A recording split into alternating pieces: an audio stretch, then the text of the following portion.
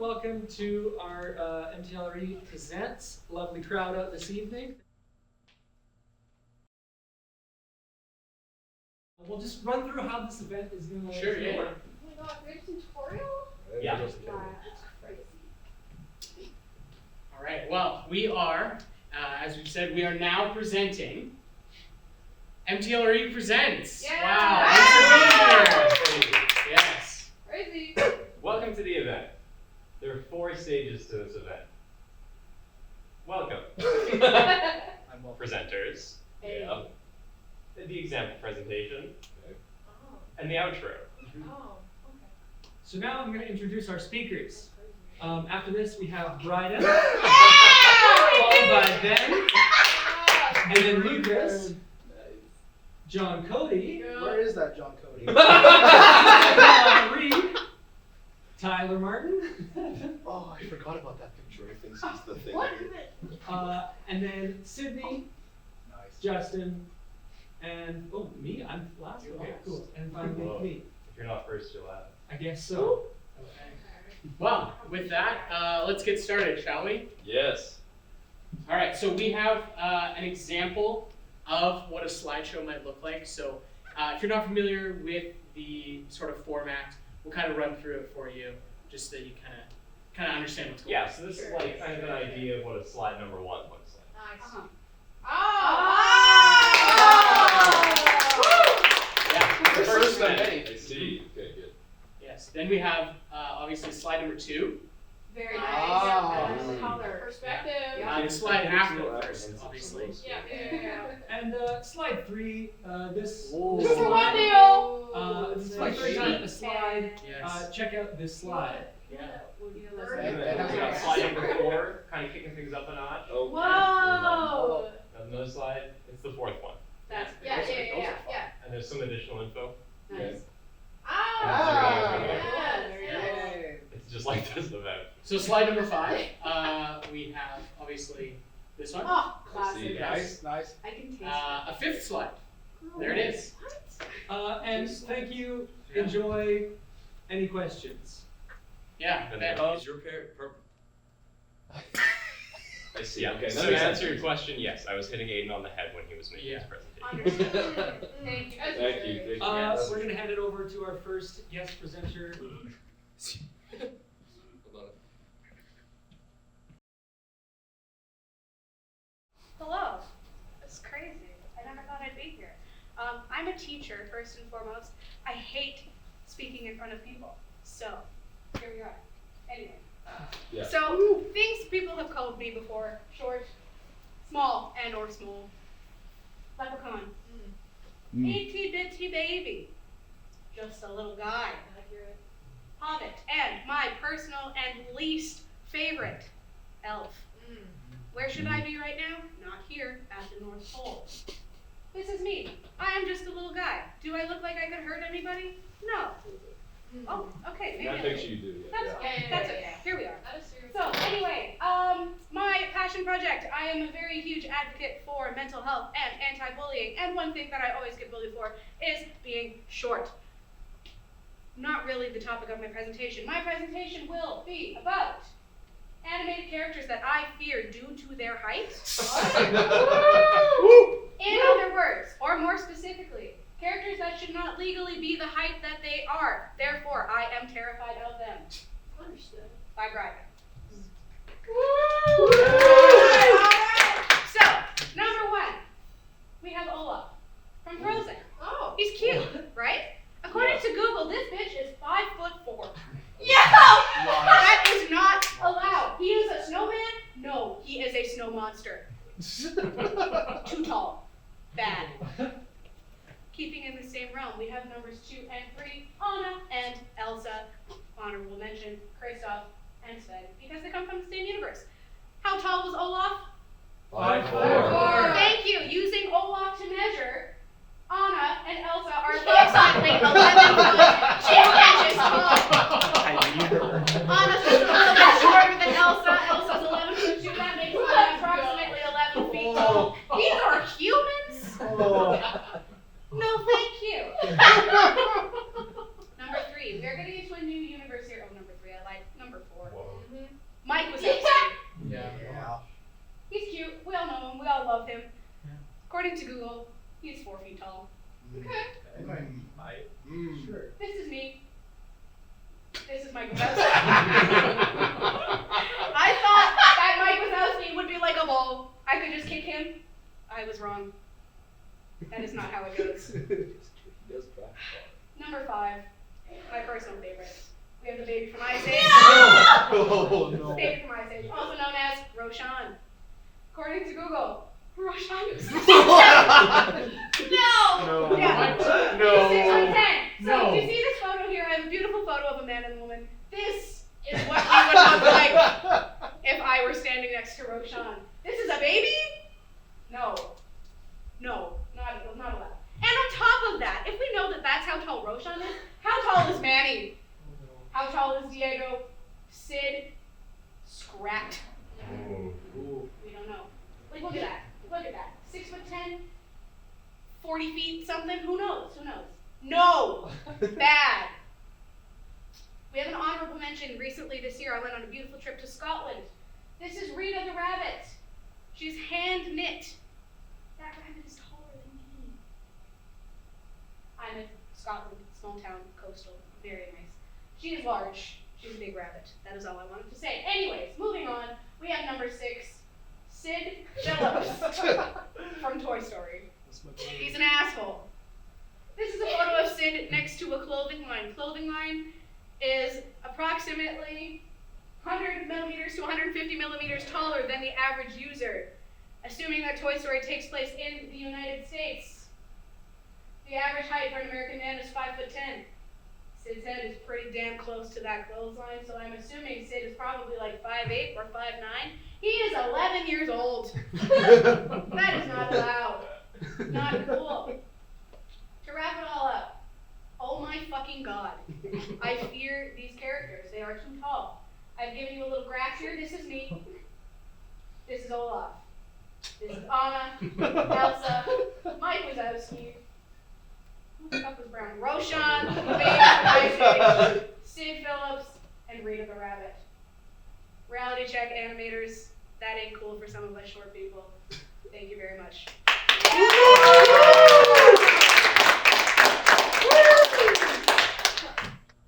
I need her.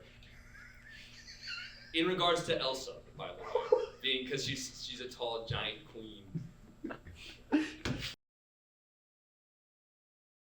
gonna stand over here so the light of the camera can get me because, as everyone knows, I am a huge attention whore and I need to have people see me. As we go about this, I want you to know that my name is in fact Ben.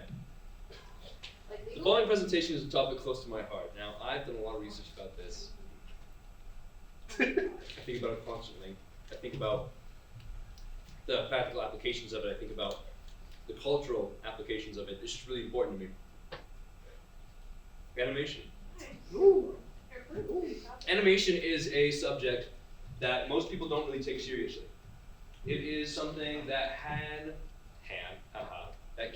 touch the hearts of many and has touched mine. I know for a fact I've cried to many animated films. Most of the movies I've cried to are animated films. Am I a big baby? Maybe. This is a guided history.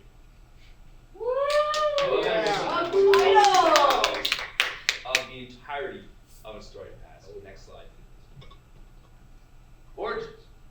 Starting off strong. At the start of the 20th century, emerged a new breathtaking form for it. Animation. Yeah. Yeah. Forgot my lines. Animation. Animators amazed the world by creating the life form of a series of still images, like a bunch of still images together in a row. One of the front runners leading this character who lasts the test of time.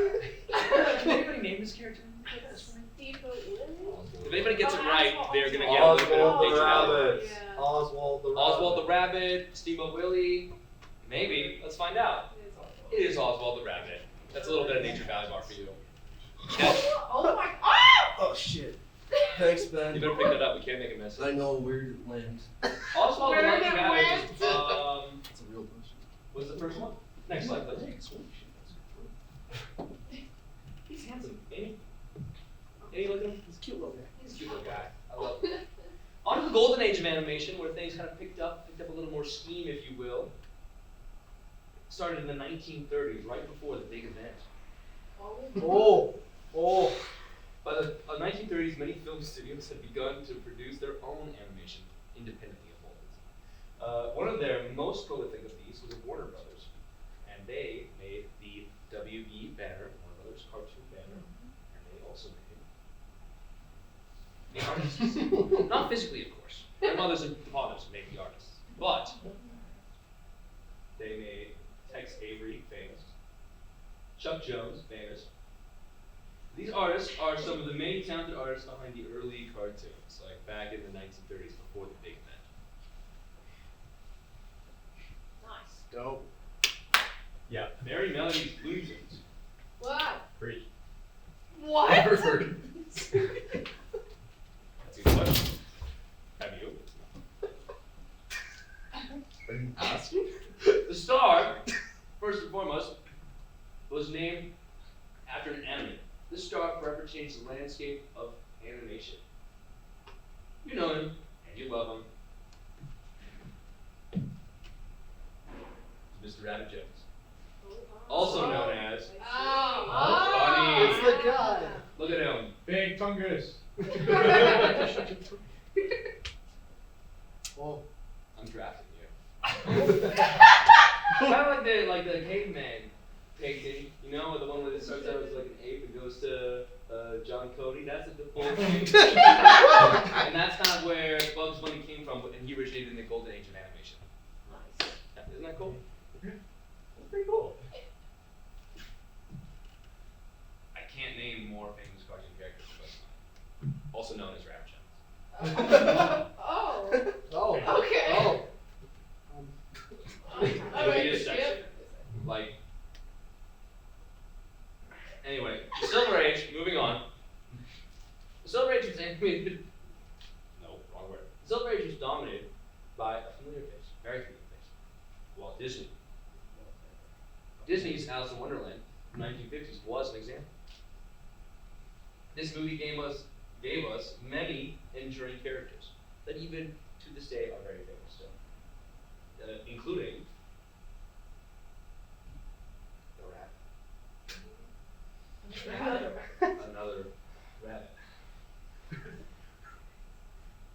The White Rabbit and Marge the Hare. Sorry, I forget the names sometimes.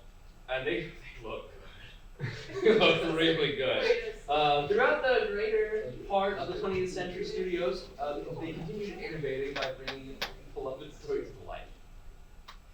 They created many theatrical animated films, the first studio to do so, which is insane and a very, very impressive thing to do, especially those rabbits. But they also innovated their short films. Just look at what they pulled off in the 1966, Winnie the Pooh and the Pumpkin Tree. Look what they pulled off. Look at him. As we near the end of the Silver Age, Disney faced financial troubles. I don't know how or why they would stop animating him, but they did. And our case in point is next up is the 1973 movie of Robin Hood, which is a childhood classic.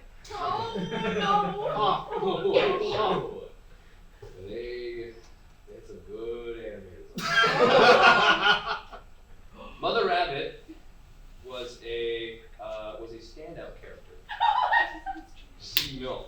I mean, it might be one of the greats to this day. Just absolutely great. Right now. Whew, okay. Somebody have some water? Mine's in my car, Oh. sorry. Okay. Anyway, the New Frontier is an animation. Moving on from cell to life on the screen. The next huge leap of animation came in the 1988 year, where cocaine was running rampant. This is after the event. So the first time ever a cartoon character to share the screen with live actors. Did anybody tell me? I think it's Roger. It was Who Framed Roger Rabbit. He gave us pinnacle of animation, some of the top of the time, and a tune by the last name Rabbit.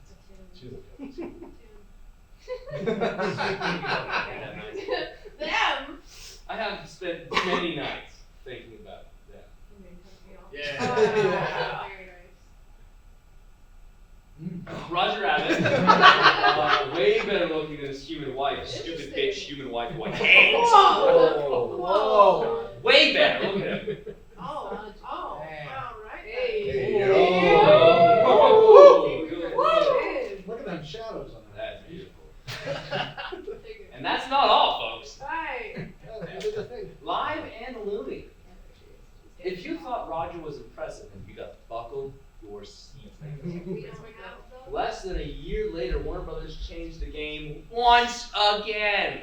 With a little 1996 movie named.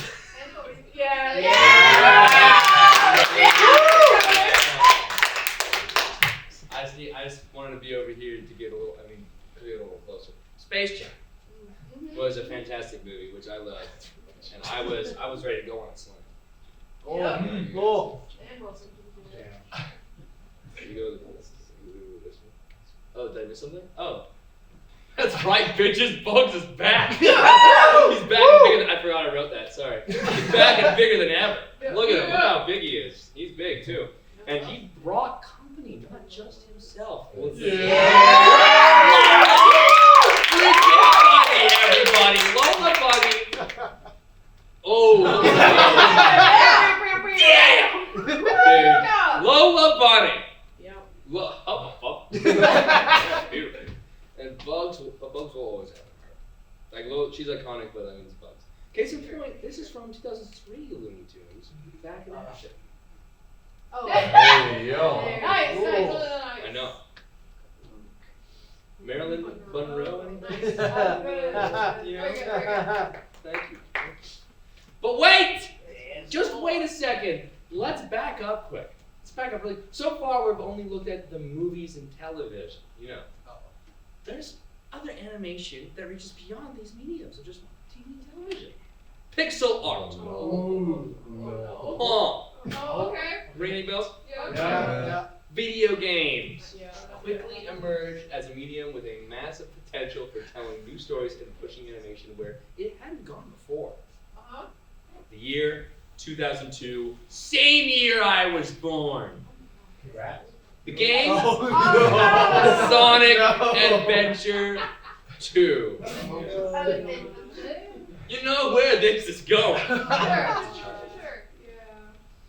Zam! That's a child. That is a child. That's what? That is a child. That is Vanilla Bunny, not Cream is the child. Oh, sorry, Yeah. sorry. No, you're I bunnies, got dude. scared. I got scared. How about you come up on stage, start talking about bunnies? I know my bunnies. I thought this was animation. Same age as me, by the way. Is this not clear enough for anybody? This is crystal clear to me. That's Yeah. beautiful. Oh, yeah. Any second. Oh, He's a second. a second? Uh-oh. Yeah, we heard that one. Yeah! Ben, quick question. Quick For answer. those of us that can't do math, how old are you in this rabbit? 74. Okay. Yeah! Yeah. Please continue. Thank you. Oh! Oh, Hey! oh, Forgot. Yeah. She Hold makes up. me agree. There it is. Hey! There it is.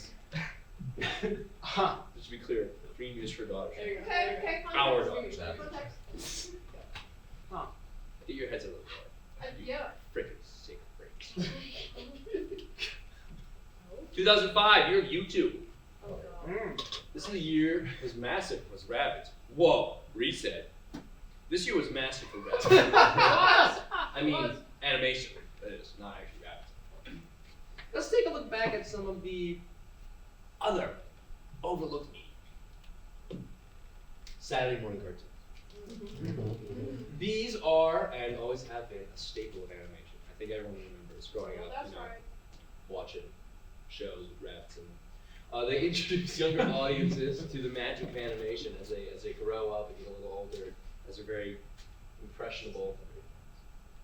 September 2005 was huge for growing my interest in animation, thanks to these two. Oh. Okay. Oh yeah, respect. Ace Bunny and Lexi Bunny from Lunatics Unleashed. They're like stop motion animation. They're not actually stop motion animation, but they make me want to stop. And motions in animation. Stop motion animation, the next medium that's been a little overlooked recently in terms of bunnies. We have not yet to discuss the beautiful art form of October. I'm just kidding, guys. Less than a month later, after Lunatics Unleashed, we get this. Oh. wow. A childhood movie for me. I used to watch this movie on repeat, just over I wonder why. and over and over and over and over. Thank you, Wallace and Gromit, Curse the Were-Rabbit. Not only is it a very funny movie, but it is also a very funny movie. Yeah. Get a load of that guy. Wallace never looked so fine. Just absolute unit. Yummy, yummy. Look at this guy. He's good. Look at him. He's good. All right. Anyway, everyone needs to shut up right now or else I'm going to lose it. What I say, what I'm about to say is extremely important to you guys. To me. Take yourself back to 2006. Year after YouTube. 2 years before the crisis of financials.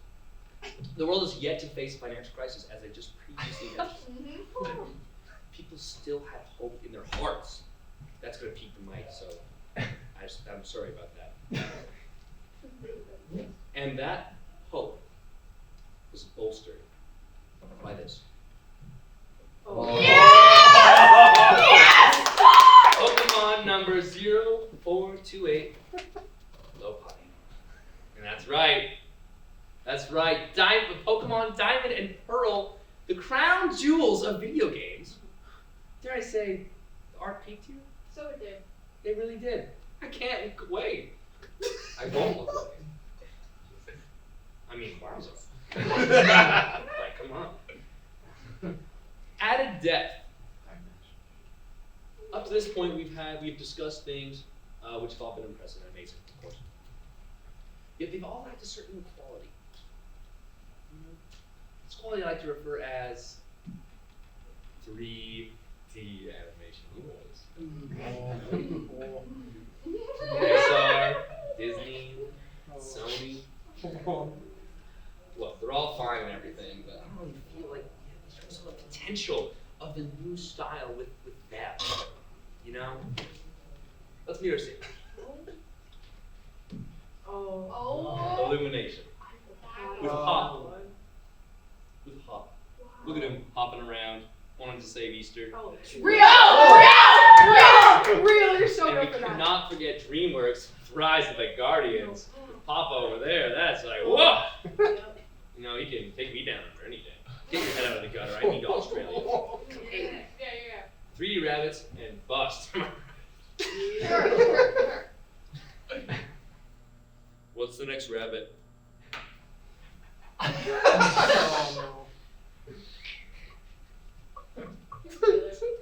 A mega evolution, however, stepping forwards, and we all know where this is going. Once again, no need to beat around the bush here.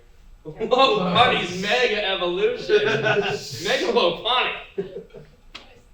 Pokemon X and Y, everybody. Just when we thought Nintendo couldn't improve, they outdid themselves, as they always do, and they always will do. Moving on. There's just one more piece that I want to talk about before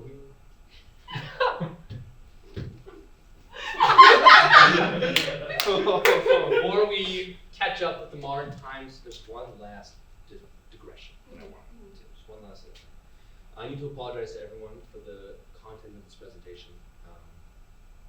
I realized I should have been more careful about what I was sharing. You know, this is a little more private. And so with that in mind, Yes! Oh! Yeah. One more piece of animation. One Piece has been my favorite ever since I watched this specific episode. This is Carrot, everybody. Is that a carrot? Hi, Carrot. Yeah. The character from One Piece. And I frequently fantasize about her entering my house. Always did. I just want to be honest and transparent with you guys. Right. Anyway, last thing. That was the last thing out of my way. I promise we'll move on to something a little more. Today, however, I just want to acknowledge that we've come so far. From our entry to the Roger in the 80s, we've covered very important events in the history of our animation. Yep, sure. There's only one left to look at. Bring her out. Oh, Bring her out. only one more. The apex. Oh, Yeah. The epitome of where animation is as a whole today. Ladies and gentlemen, I give you, audience at large, sorry, I have myself. May I introduce to you the talent, Oh, God. the one, the lodacious, Oh! Mrs. Jordan. Yep. From 2016 smash hit Disney film Zootopia, Judy fucking Hopps!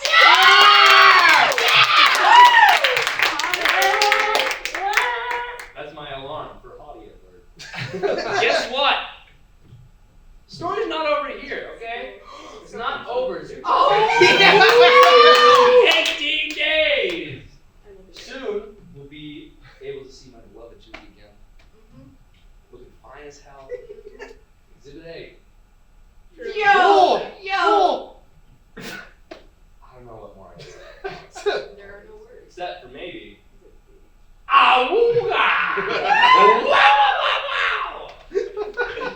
Thus concludes my presentation on why you should watch Zootopia 2. Nice. 26. Oh! Yeah.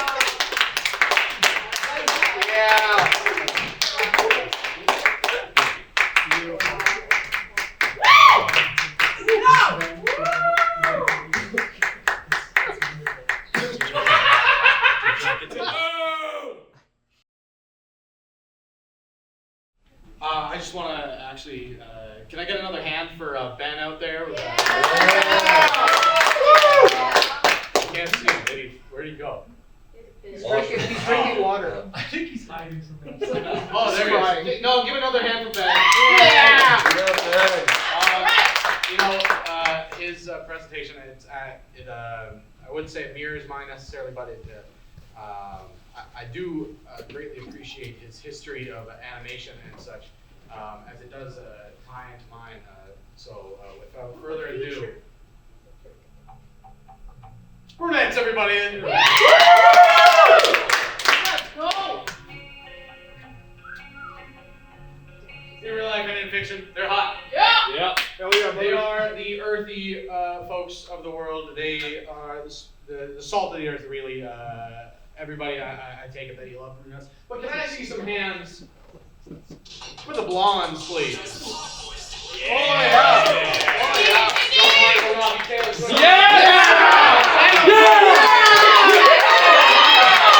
They're all pretty cool. Blonde, as you know, is Barbie's classic look. You, sir, in the back, you like blondes? Can I get a hand up for that? But, there is something that I'm forgetting about, which I can't leave them. But they are the redheads. Yeah! We all love the redheads. They have no souls. They are fiery. And well, there's only one that you really have to bring up. Last name Rabbit. I know the wife of Roger.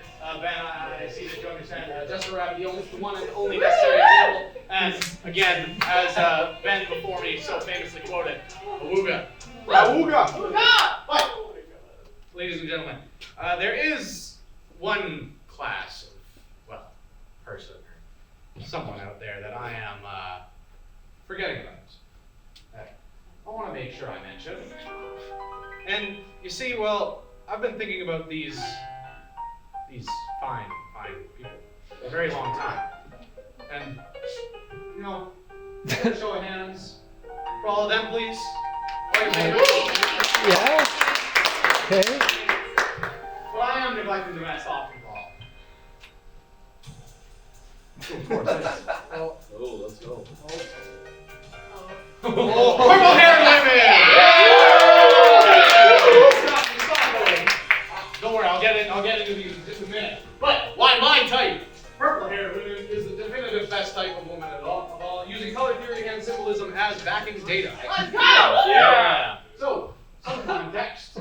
Many attempts have been made to determine my type. Friends have deemed it alternative. Other friends have deemed it toxic. Many acquaintances artsy, and my brother Michael has called them artos. But I do not wish to slight anybody in their description, nor put shade on people with alternative styles, which I seem to be fond of.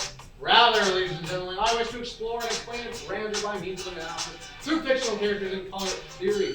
This is a self-call-out post this entire presentation, so take this information home with you if you would like. But the analysis begins, of course, with red, my favorite color, which is associated with fire, heat, danger, anger, lust, energy, power, enthusiasm, and impulsive decision-making of sorts.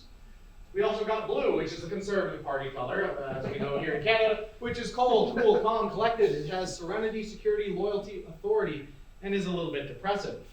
When you mix those two together, you get a blend of the two. It's associated with mystery, royalty, imagination, wisdom, inspiration, sensitivity, emotions, and vigilance. Yeah. I've got music, of course. Now, please take in these colors. They are important, but purple, of course, blending of the two is the key. But character analysis, because I need some more connected data. Misato Katsuragi. She is from the famous 90s series Neon Genesis Evangelion, which has been remade multiple times through the rebuilds. If anybody watches them, I tried. They're confusing.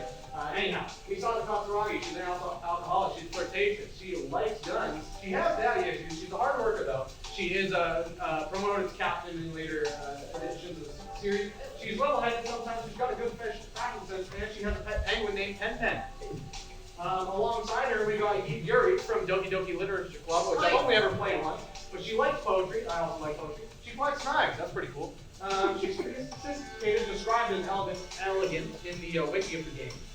She is clinically insane. She does kill herself. Spoilers for y'all, but the game came out like a decade ago. So move on. And she's got tits, which are cool. Isn't she like 16?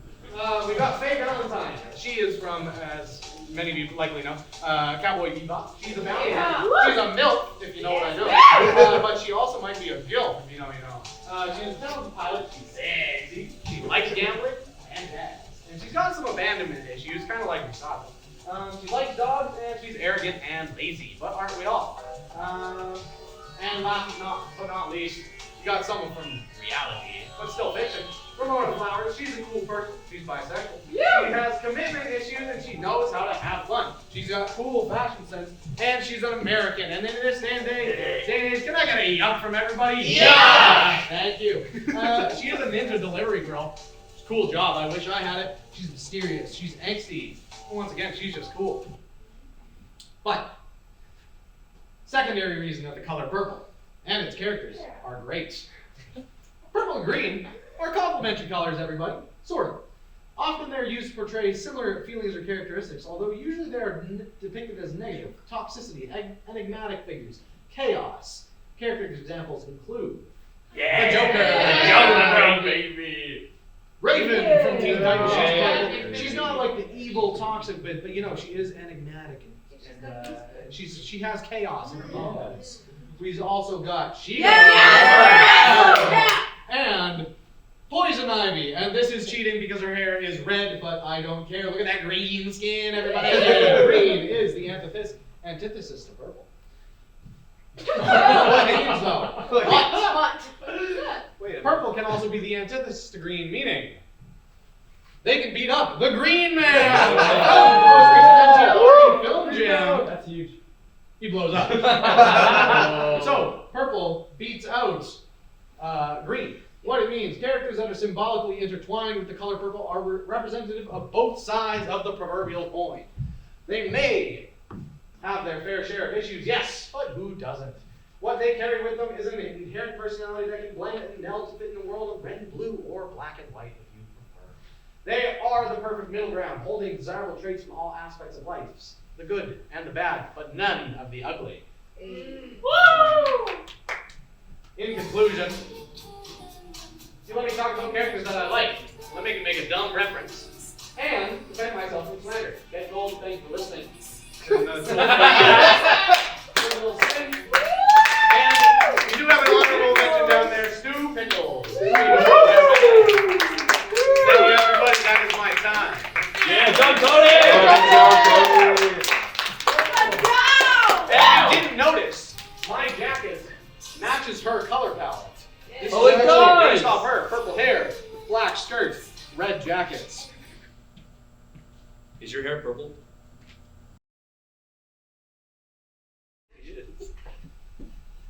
Motion pictures. Purple.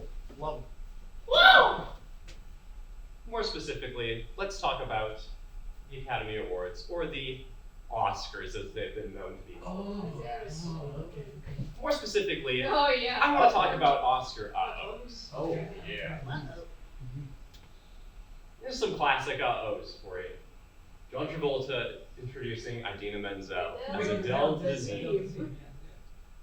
Crash beating out Brokeback Mountain. Huge upset. Adrian Brody kisses Halle Berry with Angelina Jolie kisses her Yikes! brother. What? Amelia Perez winning anything. So true. Anthony Hopkins being Chadwick Boseman out of a posthumous award. Yep. Yeah. And of course, Oh Yeah. Slap. This is a picture. Iconic. there is another. Yeah. The La La Land Yes! Yes! of 2017. So Now, that for made those me- who are unfamiliar, Iconic. in 2017, both films La La Land and Moonlight were nominated for Best Picture. There was a mix-up with the envelope, and whoever was presenting it read that La La Land had won the award, and when the entire cast and crew was on the stage, they said, "Whoa, whoa, whoa! There was a mix-up. Moonlight, you guys won." It was a big thing. But it kind of got me thinking about my history with La La Land, which kind of began with this event. Let's take a look at the oil timeline here. 2010, Damien Chazelle writes La La Land. August 26, 2015, 5 years later, after the success of Whiplash, principal photography for La La Land begins. August 31st, 2016, La La Land premieres at Venice Film Festival, so almost a year later. February 29th, the 89th Academy Awards, which is when the fiasco happened, and I heard about the film for the first time during award season. Then I was an 8-year gap, and my girlfriend watched the first 10 minutes of it next to me on a plane. And then 2 months later, I watched it for the first time, and then I had an epiphany the next day. So here are my general thoughts on La La Land. It's good. Yeah, it is. It's not much of a musical. The music is good, if a little samey. Okay, yeah. Fair. Third act is great. Yeah. 100%. But there's something oddly familiar about the first 2 acts. Because you watched the first 10 minutes. What? I watched the whole thing after. Oh, Yeah. But I couldn't get it out of my head. There was something oddly familiar about the first 2 acts, and it was harking back to something small and furry no. from 2007. Please don't present La La Land is Alvin and the Chipmunks. Oh, yes. Disclaimer. I've seen one of these movies more than once. It is not La La Land. I didn't watch either of these movies again to research for this presentation. I'm just going in purely off of memory. Real. Enjoy. Woo! First, let's talk about cinematic parallels. Emma Stone's character Mia is representative of Jason Lee's character Dave Seville in Alvin and the Chipmunks. Ryan Gosling's character Seb, or Sebastian, is represented by the Chipmunks. Each of them represent part of his tripartite spirit, including his love for Mia, his love for jazz music, and his love for his family. And then Real. John Legend and David Cross, Ian Hawke, and John Legend's character, whose name I can't remember. Did you not put it? Is that a picture of Pharrell? Moving on. You see, these are just but some of the cinematic parallels one can expect when watching the double feature that so often follows this presentation. That double feature, of course, being Dr. Zhivago and The Legend of Bagger Vance. Oh. The text. Let's get into the actual cinematic parallels here. La La Land. Set in Los Angeles. Begins near Christmas. People are singing while stuck in traffic. Mia's trying to make it as an actress. Sebastian wants to play jazz piano. By sheer coincidence, Mia and Seb meet, and Mia has a strong negative reaction to Seb. Sometime later, Mia runs into Seb again and performs a hit pop song from the 80s before the two hit it off. Alvin and the Chipmunks. Set in Los Angeles. Yep. Begins near Christmas. Yep. Chipmunks singing while Nuts gets stuck in a tree. Dave is trying to make it as a songwriter. The Chipmunks just want to sing. By sheer coincidence, Dave meets the Chipmunks and has a strong negative reaction to them, actually passing out. Sometime later, the Chipmunks approach Dave again and perform a hit pop song from the 80s, convincing Dave to let them live with him. Off to a pretty strong start so far. The famous opening scene of La La Land, and famous opening scene of Alvin and the Chipmunks 2007. La La Land. They watch Rebel Without a Cause, which is interrupted by a projector malfunction, and they begin a relationship. Seth hits the big time with John Legend, but his time on the road and the studio strains his relationship with Mia. The two have a big fight and part ways. Alvin and the Chipmunks. They watch SpongeBob, which is interrupted by Dave shutting off the TV, and they become like a family. The Chipmunks hit the big time with Ian, but their time on the road and in the studio strains their relationship with Dave. Dave and the Chipmunks have a big fight and part ways.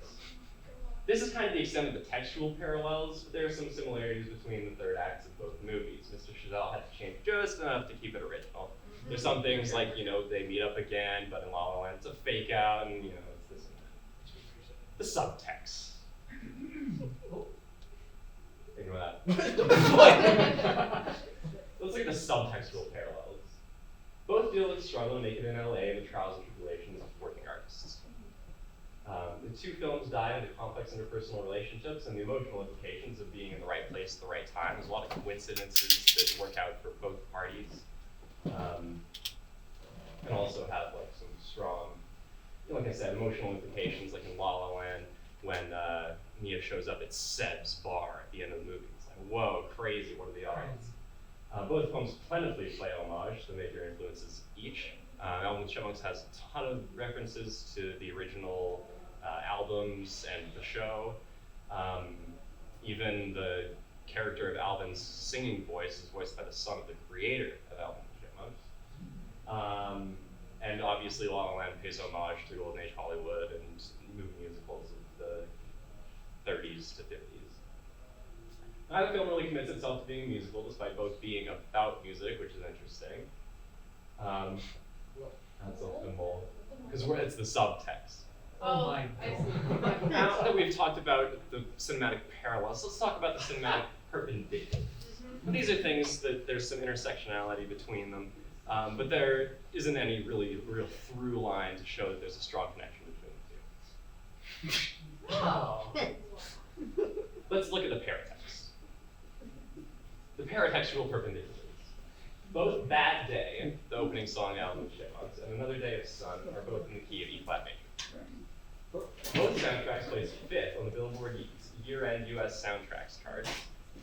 The wide release of La La Land and Alvin and the Chipmunks were almost exactly 9 years apart, December 16, 2016, December 14, 2007, respectively. Both soundtracks received acclaim. The Alvin and the Chipmunks 2007 soundtrack is certified platinum in the U.S. The La La Land soundtrack sold less units, which is crazy, but won 2 Grammy Awards and an Oscar for City of Stars. The Alvin and the Chipmunks soundtrack was released on La La Land Records. Can't make this up. So, you're probably thinking to yourself, this is kind of a waste of time, it hasn't gone anywhere. What's the point? Here's the thesis. How can two such films be so similar while being held in such starkly disparate regard by the general public? Well, the short answer is that one of the movies is really well made in pretty much every regard, and the other is not. one of them, like has a script. Can I go back? I don't know, whatever. The long answer is Alvin and the Chipmunks traded box office blows with I Am Legend, the second National Treasure movie. Made money than both of them, which is crazy. And led directly into the 2008 financial crisis. Sweep will burn out, etc. There are a lot of reasons why people don't look back on Alvin and the Chipmunks 2007 as fondly as some of you may look back on a film like La La Land. But I think that's there's a term for this, but I can't think of it. Repatriation is not the word that I'm looking for, but it's an error to be corrected, so to say. This is awesome. I'm gonna have to pull up what that text under there says.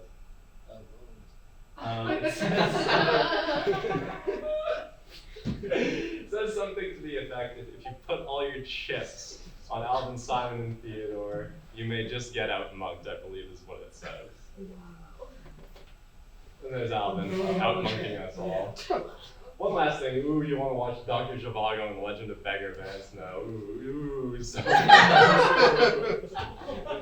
Thanks for listening. Yeah!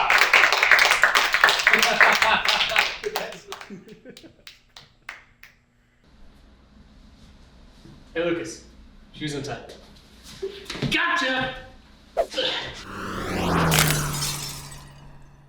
Good evening, and welcome to Poetry Corner, brought to you by the MTLRE Showcase. My name is John William Butler Allen Collins Bunyan Virgil Taylor Milton IX, 3rd Duke of Wollstonecraft Lilliputshire and 2-time Baron of Eden at Amontillado. May perhaps also know me from my extensive work in Risque Lagomorph Monthly, as well as coping with middle-aged stage fright. Ladies and gentlemen, on this fine evening, I will be your orator. I will be reading from the collected poems of A.E. Housman, which, as the title mentions, is a smashing bit of poetry by the great English scholar and poet Alfred Edward Housman. Now, without further ado, the 55th poem, A Shropshire Lad, Part 55. Westward on the high-hilled plains, where for me the world began, still I think in newer veins frets the changeless blood of man. Now that other lads than I strip to bathe on Severn shore, they no help for all they try, tread the mill I trod before. There when hueless is the west, and the darkness hushes wide, where the lad lies down to rest, stands the troubled dream beside. There on thoughts that once were mine, day looks down the eastern steep, and the youth at morning shine makes the vow he will not sleep. Ladies and gentlemen, thank you for joining me tonight at Poetry Corner. It has been a pleasure. Now back to the show. Alright, well, where should I stand? Should I stand over here? Sure. I'm gonna stand over here for now. This is gonna be tough to follow up these last few for sure, but, as my mom always said, as long as you're passionate about something, you can do better. So, the anime. Who here loves anime? Raise your hand. There we go. Yeah. See? I only started watching anime, fun fact, I don't know, 5 years ago or so? Yeah. Okay. Yeah, I've seen anime a few times. That's just literally what I was saying. Some of my favorites. Yeah. Neon Genesis, classic. It's a classic. Code Geass, another classic. Oh, love it. JoJo's. Yeah. Attack on Titan. Arguably the GOAT. Best anime ever. Ooh. Demon Slayer. Nice. Also considered was best anime ever. Maybe.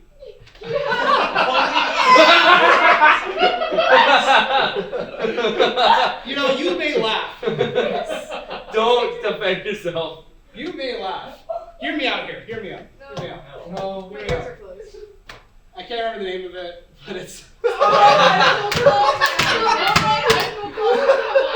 Dude, that's Oh, yeah, come on. What do you think I am? It's not that one. It's the other one. It's also not that one either. Okay, so as you can tell, I've seen a few anime in my time. Current events. Did Akira Toriyama die? A couple years ago, our boy passed away. Yeah. Akira. Yeah. You guys know the Akira slide? Oh. For those not in the know, he created the ever popular manga and anime Dragon Ball. If you haven't seen Dragon Ball, you're not a real anime fan. I'm saying that right now. Get over it. As is already addressed, I have seen a few anime in my time.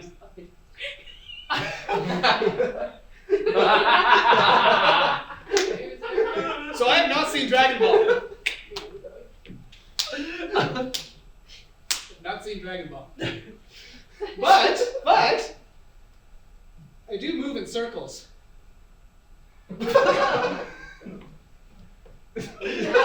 of such a type that I have to come to learn a handful of things about it. Spot it, yeah, you got it. Dude, you wrote that for yourself. So, with what little knowledge, Jesus, that I only spun like 4 times right now. Whew. So with the little knowledge I have on the subject, allow me to share with you what I think Dragon Ball is about. My big guys. Woo! I stopped a while ago. The characters. There are a lot of characters. There's at least like 5 different people that look exactly like Goku. Yeah, Goku. Yeah. You got it, Goku. Kakarot. I like Goku better. Is the main protagonist of Dragon Ball, as obvious, because I haven't seen it. Incredibly iconic. Named after carrots. That's true. Wants to become Super Saiyan. That's also true. Japanese.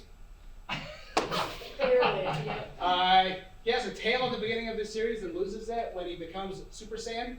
Sorry, spoilers, by the way. All around though, he's a good guy. 10 out of 10, recommend. I'd be his best friend. I hear you loud and clear. Reed, what is a Super Saiyan? That's what Goku does when he's got question marks on. He goes like, Pro tip. I think a Super Saiyan is like a superhero with special fighting powers harnessed by the energy of the legendary Dragon Balls. Okay. That checks out. Yeah. Master Roshi. He's the guy. He's the father figure. Father figure. And he's Goku's trainer. He is a wise old pervert and a good trainer. There's a lot of people like that. He's Goku live in a Kame house, which is a boarding house for orphan children. In fact, if you didn't watch it, he's typically getting a fit off. That he is. He's shredded. Look at those legs. Look at those arms. Look at that forehead. I see the shine on the top of his forehead right there. Evidently owns one of the Dragon Balls. It's pretty cool. Bulma. Love interest of Goku. I don't blame him. Oh, Pronouns. That she does. Also lives at Kame House. Oh no, not a Saiyan. She's not a Saiyan. That sucks. She's mostly moral support. You know, we all need that moral support in our lives. Said and I quote. I created Bulma for the fellas. Get their dinglings excited. Oh no. Those dinglings sure be excited. What they do. Yeah, that works. This, of course, reinforces the stereotype that mangaka are nothing more than a bunch of misogynistic perverts. okay. You know, probably rides horses or something. I don't know.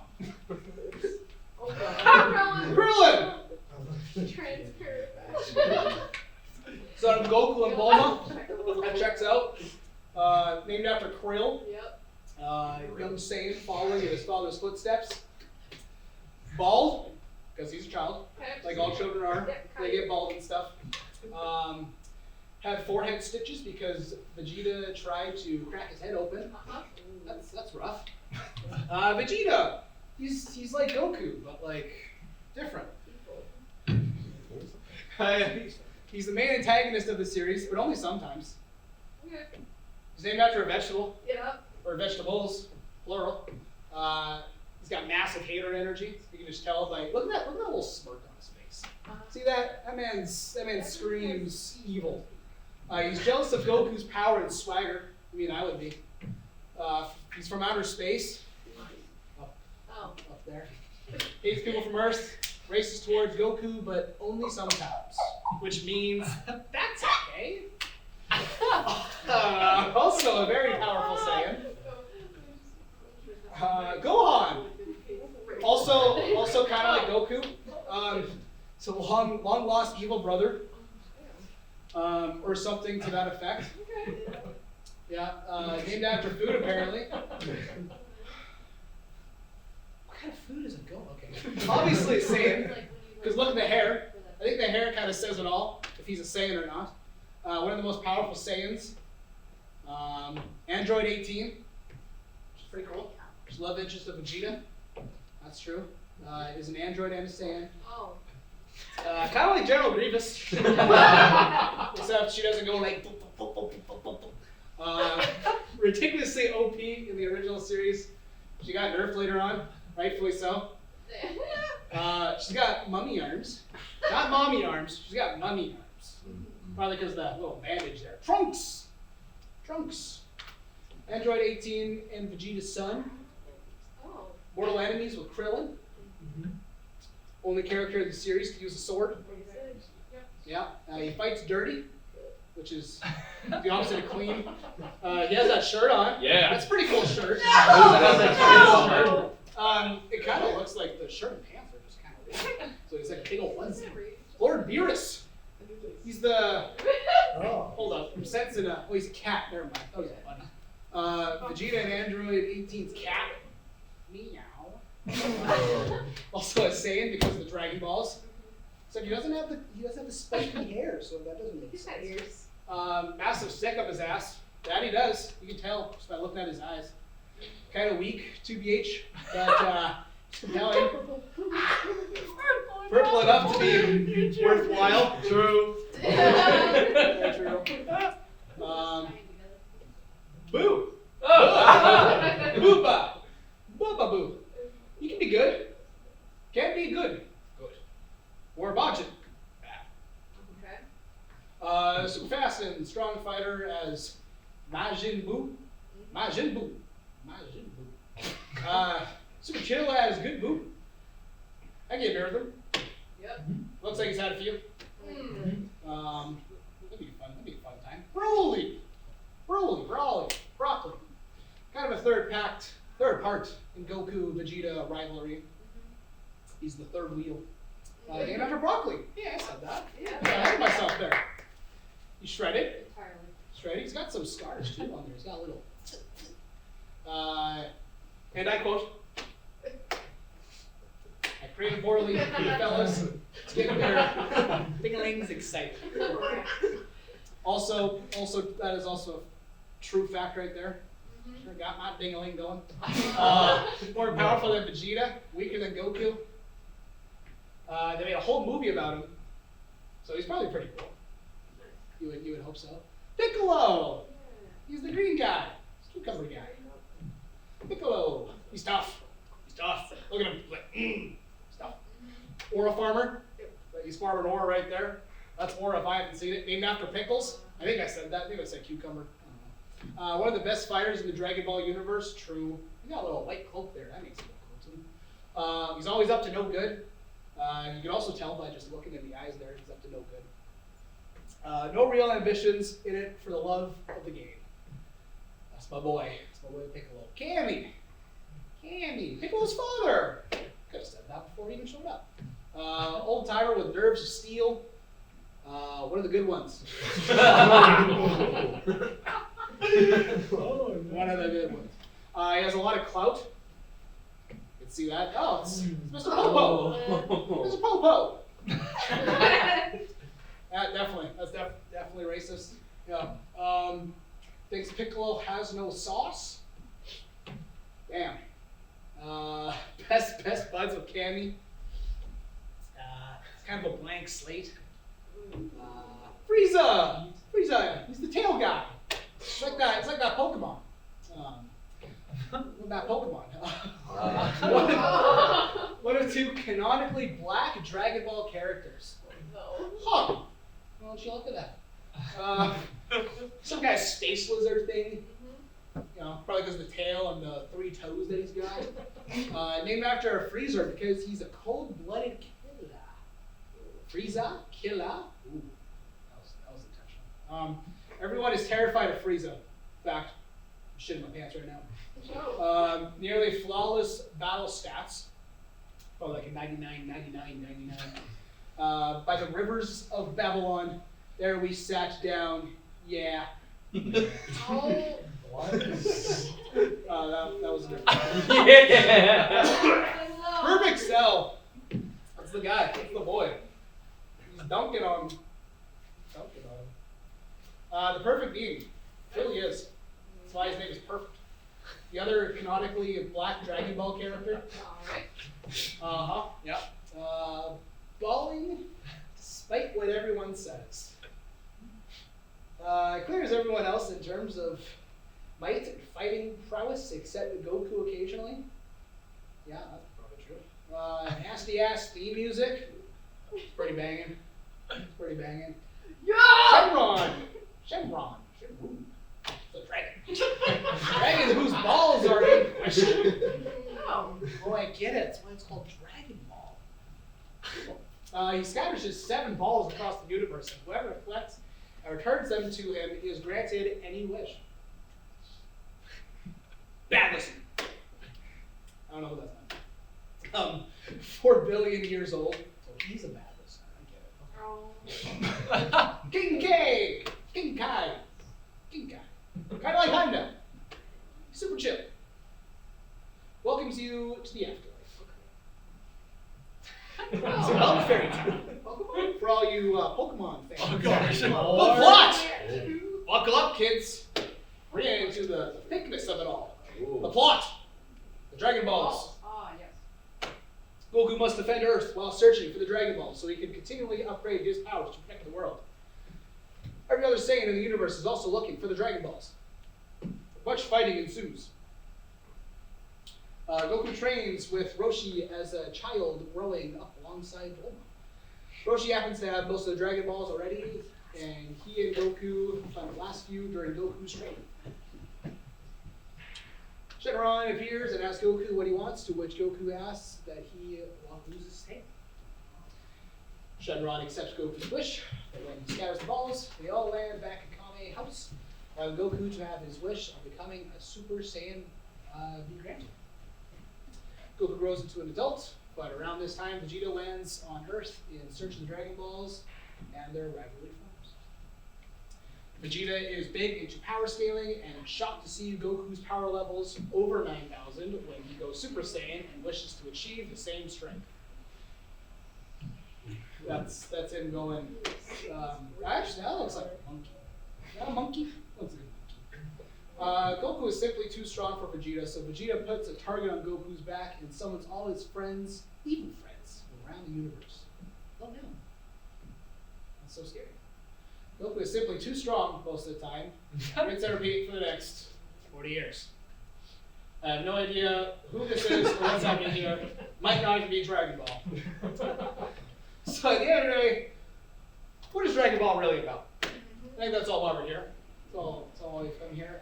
Asian women, I guess. Yeah, woo, pretty much. I don't see anything else. Thanks. I'm gonna watch the show now and see how close I got.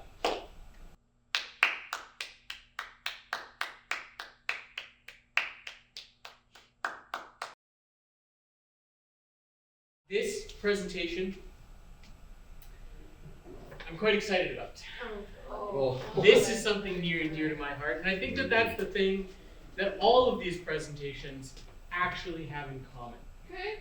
This is a brief history of middle names by me, Tyler Marker. So we're going to do a little bit of an overview of this presentation. Where did they come from? We'll talk about some witches. We'll talk about why it's a problem. Oh. We'll get back to middle names. Oh. Don't worry. We'll give you some examples of middle names and then questions at the end. Sound good? Yeah. Great. Alright. So where did they come from? That's the question on all of your minds. Where are middle names from? How did we get them? How did they get incorporated? Well, let me tell you how names worked for a long time. So for a long time, last names were very important. They told people things like what job you did, who your parents where you came from. So we'll get into it. Job names. Okay, you might be thinking to yourself, what does that mean? Let me tell you. Smith. Okay, what does that mean? Blacksmith. Yep. All right. There's more. Family names. We have Johnson. Son of Joe. Son of John. You got it. Wow. We have Jorgensen. Hey! Son of Jorgen. And we have location names. Jesus of Nazareth. You get it? You're starting to get it. Okay. Geralt of Rivia. Yeah. Although that's made up. Yeah. Until he gets knighted, it's a whole thing. Yeah. Read the books. Yeah. In summary, last names give others helpful information about you. So oftentimes people would introduce themselves with their first and last name. For example, someone shows up to your village and they're like, hey, how's it going? Who are you? Typical conversation. And you go, hi, I'm John Smith. And they go, oh, if I need my horseshoes repaired or replaced or whatever, you're the guy I go to. Make sense? Great. So you may be asking, where do middle names come from? The middle. I'm getting there. Okay. Settle down, Ben. Right? All right. Let's talk about witches. Let's. Oh. Yes! It's the witch. Any witches in the audience? Yeah. Yeah. Gotcha! Whoa! I knew there'd be some. In the 1800s, there were witches. Apparently, there are some now. Uh-huh. For those not in the know, witches cast spells. Yeah. Okay? Often, curses. Yeah. So, how does a witch curse someone? You might be asking. The main ingredients to a curse: a piece of your DNA. Okay? This is skin, hair, nails, bodily fluids, anything that is you. And also, your full name. You're starting to see why this is such a big problem. So, there's an issue with names. If your last name contains helpful information about you, but also 50% of what a witch needs to curse you, it's a bit of a problem. So I think you know where I'm going with this. But first, there's something more important we have to talk about. How I would fix Harry Potter. We're all familiar with J.K. Rowling. Yes. Specifically that she's a bit of a racist and a lot transphobic. Yeah. So why is this important to fixing Harry Potter? Well, that's a great question. Your pants suck! Stop interrupting, Ben, and I'll tell you. So at the start of Harry Potter, we learned that Harry feels very different from the people that he's living with. This is because he is a wizard, and his aunt and her family, they're all muggles. Right.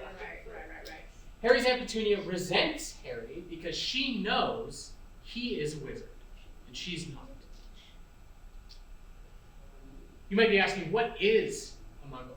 Rose. A muggle is a non-magical person, i.e. everyone who isn't a witch or a wizard. Here's an example. Yes. Most magical people don't like muggles. Oh. They think they're less, or less than, because they can't do magic. With all that said, how do I propose that we fix Harry Potter? Easy. We make the magical, non-magical racism more evident.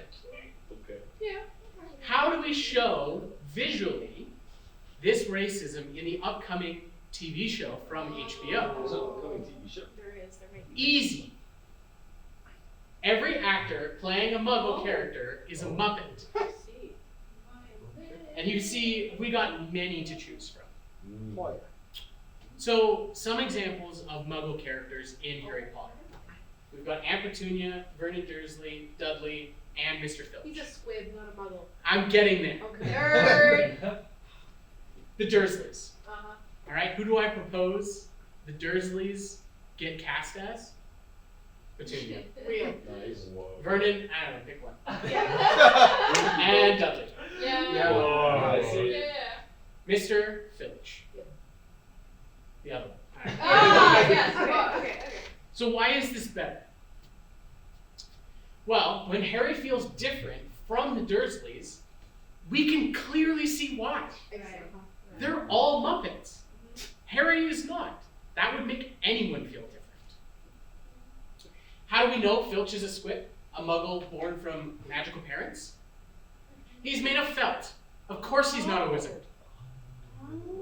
You're starting to get it. Great. Now back to middle names.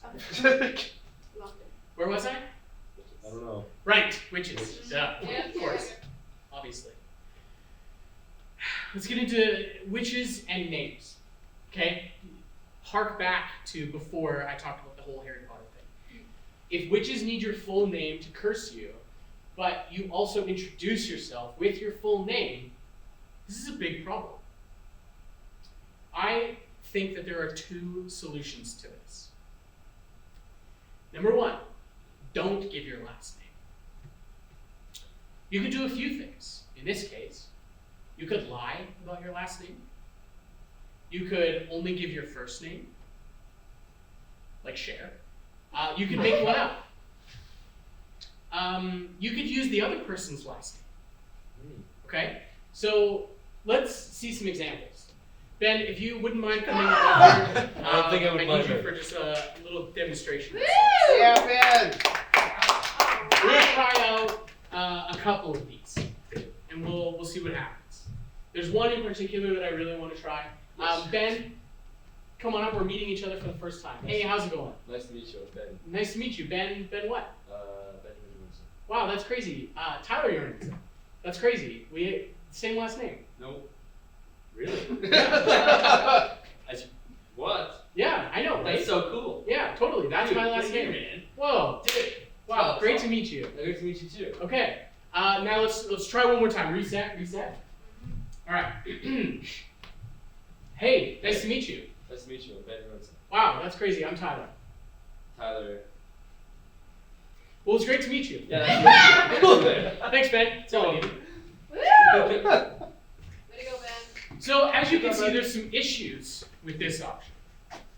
As I have said, last names provide vital information about a person. You saw what happened when I didn't give Ben my last name? It was awkward, right? Making one up or lying, it's not really a good option. You have to be really good at improv in order to do it, unless you've got like a list in the back of your mind of which ones you're going to use.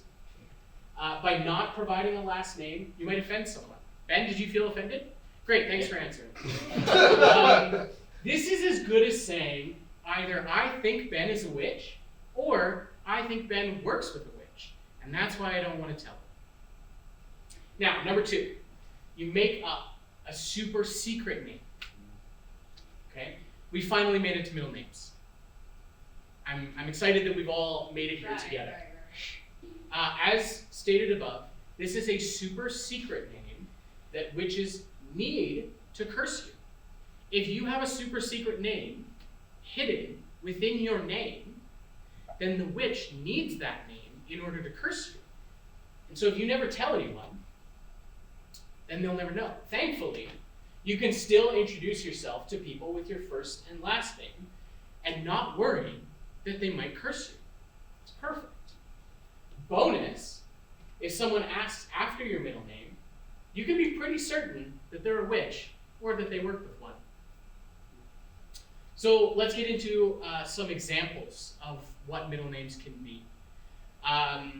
They can really be anything. They can be a family name.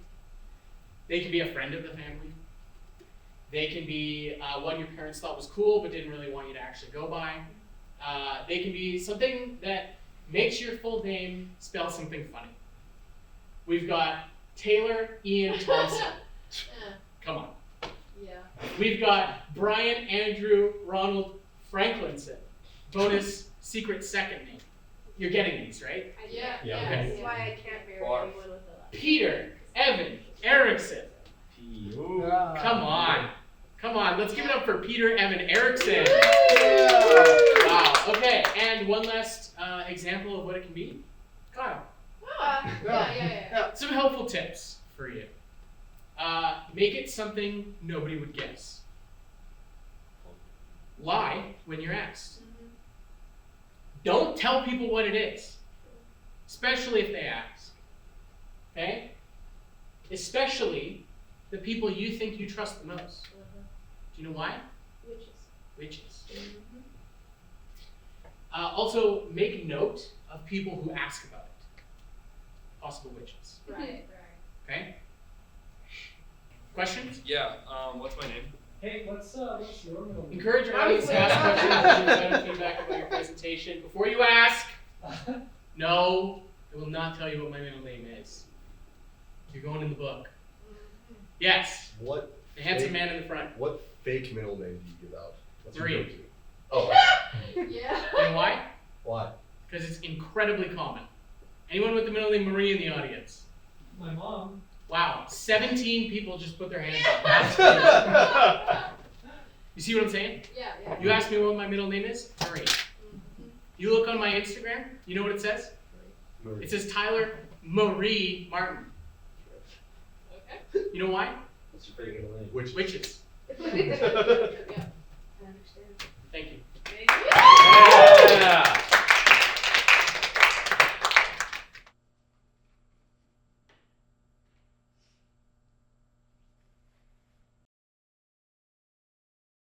Okay, for reasons that will become clear at the end of this presentation, I actually can't tell you what the presentation is about presently, so I'm just going to tell you that this is a choice that I have definitely made, Okay. and I hope that it is a good choice. Wow. Aha!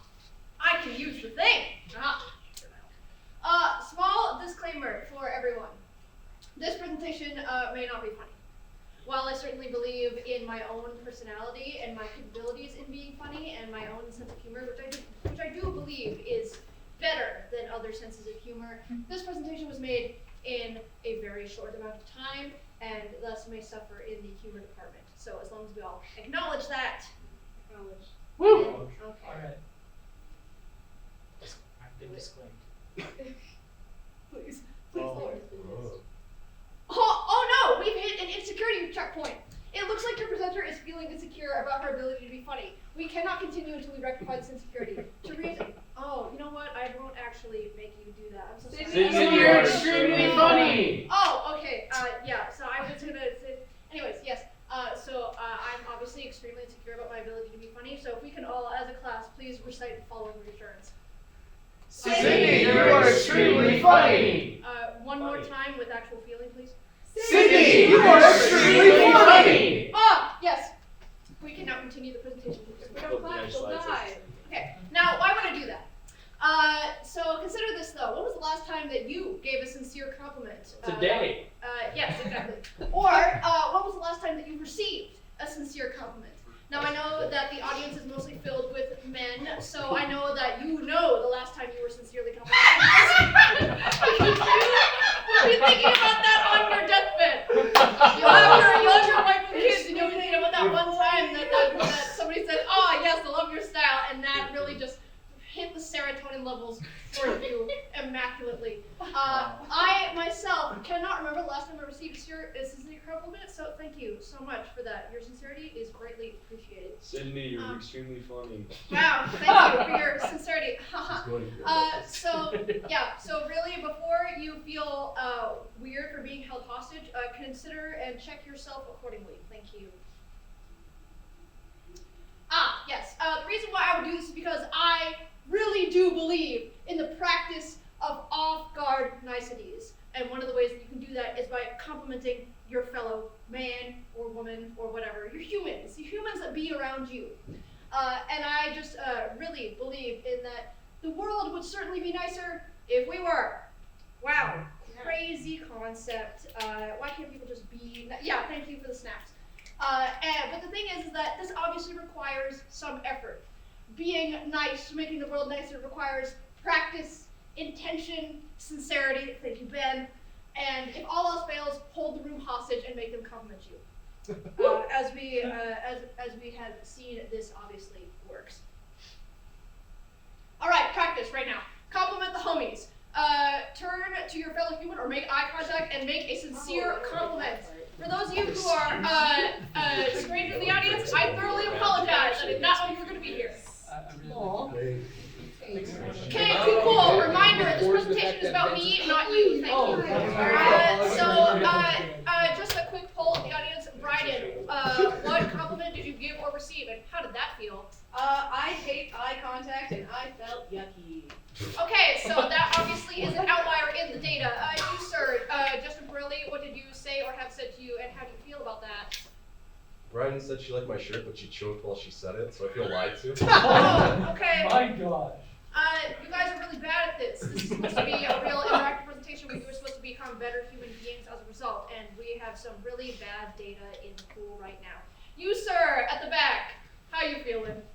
I'm feeling awesome. All right, cool. Thank you for showing up to this. I'm sure none of this is what you expected. Okay, you might be thinking to yourself, Sydney, what if I don't even like the person? What if I can't think of a possible compliment to give them? I would love to give you my favorite way to compliment people that I do or do not like is giving them neutralities, perfectly neutral things to say. And so I will give you 3 examples. The first one is my favorite one, and it is looking at the person dead in the eyes and going, "You really did that." Because it is neither positive nor negative. It is neutral. These are all neutral statements. These are neutralities. But the thing is that the neutrality of it is held in the tone. Tone is everything. If you use the wrong kind of tone in neutralities, you will make them have positive or negative effects, and that is bad. It is no longer neutral. You cannot use it as a neutrality. So I would like everybody to practice saying, "Wow, you really did that." Wow. You really did that. Notice how it was neither positive or negative, but you could give it a positive or negative spin because tone is everything. 2, another one that I love, and this one you will notice that they get harder to maintain their neutrality as we go. The second being, "You are the way that you are." Examples of how this can be used positively and negatively. Bryden, you are the way that you are. Justin, you are the way that you are. So, tone really is everything. Again, with feeling and delivery and complete neutrality, can I hear from the audience, "You are the way that you are"? You are the way that you are. See, now I feel completely, I touched the mic. I feel completely neutral about that neutral compliment. Thank you. And number 3, that is certainly a choice. No matter what the other person has done, whether you agree or disagree, you cannot deny the fact that they have made a choice, and you are simply acknowledging that choice and not passing a positive or negative effect on that. And again, that certainly is a choice. So again, let us practice, that certainly is a choice. That certainly is a choice. Very good, see? Love that. Yes, so I will now take from the audience, I would love you to practice because our practice session that we had before was all about you, and that simply just wasn't fair. So anybody from the audience, if you could, I will go with hands, I will take hands. Yeah, and these are definitely random examples. Okay, yeah. Aiden. Yeah, Sydney, I believe in your capabilities. Oh, yeah, thank you so much for coming up with that. Bryden. You really placed in karaoke this year. That, I would love if you stick to the script that I wrote on the board. Totally random. You are so entirely talented. Yes, And thank you my so example. much. Tyler. Sydney, you really did that. See, it is delivery of neutrality, complete neutrality, no positive, no negative. We really put that practice into use. Ben? Sydney, that fit is tough. Thank you, sir. The fit is, I put real hair gel in my hair for this, but the lighting department said no. As opposed to what? Reed? Sydney, you're a fun human being. Yes, true statement has never before been said. You, sir. Yeah. Your shirt matches the slide. I would love it if you stuck in the script. Yes! Sydney, you really cooked with this presentation. Yes, Snap, thank snap, you. And of course, when you add in those nice little modern day compliments, adding in terminology such as cooked and tough really resonates with the younger generation and is not at all cringe in any way, shape, or form. In conclusion, I have a confession to make about what this presentation is really about. So today, November 8th, at approximately, if you follow the flowchart here, at approximately 6 p.m., I will be spending time in a Tim Hortons on 33rd Street with coffee because I am going on a first date for the first time.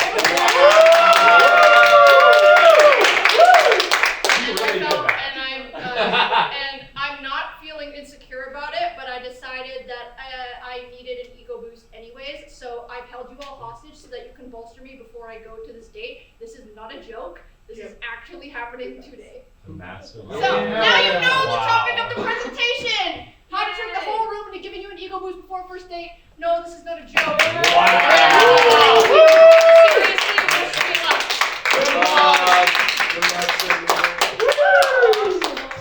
You did that. Sorry, before we begin, and before I even introduce myself, I just want to let everyone know I've been sick for the past week. I've been on a lot of cold meds during this presentation. This whole time. So he's high as balls. I'm high as balls right now. Now, before we do this, I'm just gonna slip into something a little more comfortable. Oh my god. Oh yeah.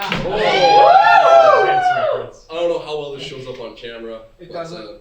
This, if you take nothing else away from this show, this shirt. Take one big step to the Your right. fit is tough. Thank you, Amy. Fit is Fit tough. is tough. Fit is tough. Anyways, yes. So my name is Justin Pirelli, and this is Hi. Wait, hi. What? Like I said, a lot of cold meds. I've been talking to Ben this week, and I got confused. Not Ben Jorgensen. I'm Hi. I'm Justin Pirelli. Oh, yeah. Yeah. I spelled my name correctly. Yep. That's good. And these are my real, actual, true opinions about your favorite movies. Okay. Talked a lot about movies today. Justin's real, actual, my actual true opinions on your favorite movies, unfiltered, unedited. This is going to be amazing, immaculate. It's all real. It's a presentation by Justin Pirelli, by the way, in case you didn't get that. Yeah, I want to write that home. Ben, that is how you spell my last name. Wait, P-O-R-R-E-L-I. Wait, Take a hold that picture of slide. that. Hold that slide. Hold that slide. I want you to fix your credits. I want you to fix the IMDb. Indeed. It's about time I get credit for Abaddon properly. Yes, thank you. Sorry. That's how you spell it. By me, Justin Pirelli. My actual opinions. It's Tyler. The top 10 best as of 2025. This is the peak of cinema. The absolute peak. K-pop Demon I would Hunters. say. Peak. Shut up. Shut up. Shut up. Number 10. The number 10, ladies and gentlemen. Oh, sorry, wrong side. My bad. The cold meds. Jurassic Park. I think we can all agree. Phenomenal movie. 3 reasons this movie sucks ass. Steven Spielberg never should have made it. Reason number 1. Hit me, Tyler. No, Oh, I didn't write them in. I forgot to write them in. Reason number 1. Have you seen this franchise? There's like 7 or 8 movies now, and they never get better. Chris Pratt, Scarlett Johansson, no one can save this franchise. It's terrible. They keep rebooting it, and they need to stop. It has nothing to do with the first one. Yeah, Jurassic World and Jurassic I'm Park are getting different. it. The first one makes no sense. These aren't dinosaurs. The Velociraptor, you know, this thing, all like this, they're not that size. That thing was huge. That's great. Velociraptors are small. They're small boys. It's inaccurate and it offends my autism. Preach. That's Yeah, not so like. true. Let's go. And number 3, not enough Jeff Goldblum. Why did you put his shirt back on? Okay, fair. That's real. Yeah, that's right. Number 9, ladies and gentlemen, number 9. Back to the Future. Okay. Okay. Yeah. It's time for you to learn some hard truths about Back to the Future. Right. Quite frankly. This Oh, movie God. also sucks. It's terrible. First of all, it was so bad that they had to fire their original lead because he was too good of an actor. He made the material too good, and they were like, it's not that type of movie, Eric. We gotta get someone a little more our caliber. So they went to Michael J. Fox. Who's a silly little guy, can't really act, as we all know, terribly, unfortunately. Just a goofy guy. Really brought the movie down to where they wanted it, though. Second reason, time travel. What is that? Not possible. You can't time travel. That's ridiculous. I don't believe it. Number 3, he didn't sleep with his mom. Did you see her? God damn! Bro, where'd you come from? Smash! What are you doing? Number 8, naturally. Indiana Jones Raiders of the Lost Ark. I don't remember seeing this movie. But it's ass. Here's the thing. Harrison Ford never should have been an actor. Wasn't meant to be an actor. What was his first movie? What was Harrison Ford's first movie? American Graffiti. Yeah. I thought it was Star Wars. Alright, so the story goes Harrison Ford was a janitor. He got his first gig on Star Wars. So you're wrong, actually. My point is, he started on Star Wars, another terrible movie. He should never have been an actor. That was a mistake. Why did we put him in things? Terrible choice. Terrible choice.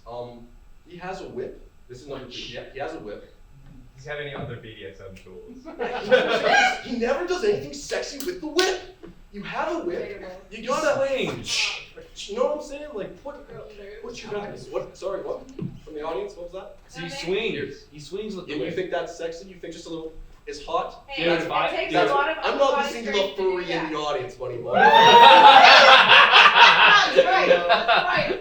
Reason number 3, I would have looked better in this if they have waited. Okay. Get it out of my sight. Number 7, Pulp Fiction.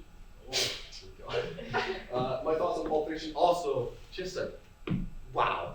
It's so confusing to follow. You start with one story, and there's another story, then there's Bruce Willis, and then there's another story. Like, pick a lane. What are we doing here? That's real. One story. That is a valid take. Medically inaccurate. Also, look at John Travolta. Yeah. What is this? Yeah. Who is this? He looks great. Does he? Does he? He's just a guy. It looks like he's about to mispronounce a name on Yeah. Jacob Black. Wait, Talented. And number 3, this is a Tarantino movie. Yeah. Not an Austrian. Not Oh, number 6. Needs to be a good one. I don't remember. Jaws. Nice. Jaws. Also a movie I've not seen. Pretty sure it sucks. Mhm. I gotta make Spielberg films are in this. Holy shit. I'm gonna have to talk to him later. Number 1.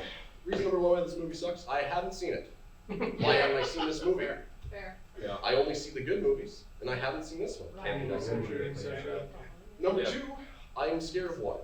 Oh, real. Fair. Don't like it. Don't want it. Okay. Number 3, shark. Yeah. Number 5. The Shawshank. Oh. The Shawshank Redemption. 3 reasons why this movie sucks. Yeah. Tell us. Why isn't this movie about Morgan Freeman? Oh, He's real. objectively Real. the best character.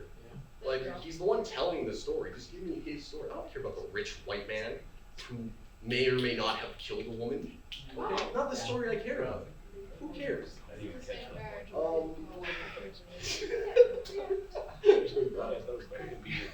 Yeah, that's enough. Anyways, that's 4. Tim Robinson's in that one, right? Yep. Tim Robinson. Hey! Yeah. The Dark Knight. And 3 reasons why Batman sucks. Not the movie, not the movie itself. Whoa! You cannot.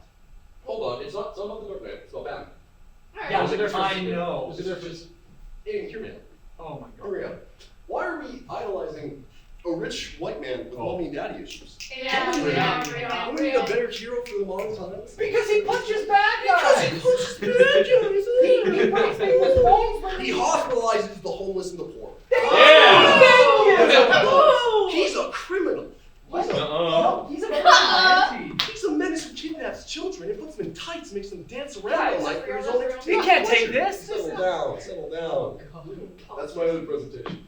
Finally, Star Wars, the original trilogy. Yep. 30 reasons this entire trilogy sucks. Harrison Ford was a carpenter on these movies. Why did they cast him? He'd never acted before. Never acted before. And I think it shows through in that wooden performance. He has no chemistry with any of his other co-stars. He's just there. He's like, wow, who's this big bear guy? Wow, that's crazy. I'm Harrison Ford. That's exactly what Terrible, terrible. Luke has a father in this. Yep. I don't really know my father, so Oh. that's a problem. Okay. I've said enough. Number 2. We're getting there. We got a movie I hate with a fucking passion. I do not get the love for this movie. This thing is ass. I don't need just 3 reasons. I'll give you a full rundown. This is supposed to be like the greatest mobster pick ever made. This is the real, true, gritty underworld of men just sitting around in a circle jerking each other off. That's not what it's about. Oh, you're my boy. I love you, my son. If anything ever happened to you, oh my God, what would I do, my boy? Oh, I'm gonna end up in a coma. Oh, I'll put a horse in my bed. Oh, my son.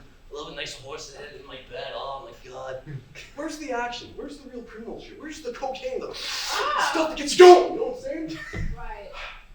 I hate old men talking in circles. Rich, old white men just talking. Yeah, well, that's only like 90% of the movie. That's the whole If only movie. if they were young, rich white men Yeah. in suits. If only he did some action. Sits in a circle. You like that. Sits in a circle and talks to people. No, it's different. No. And number 1. Okay. Hang on. Lord of the Rings. Hang on. Come on now.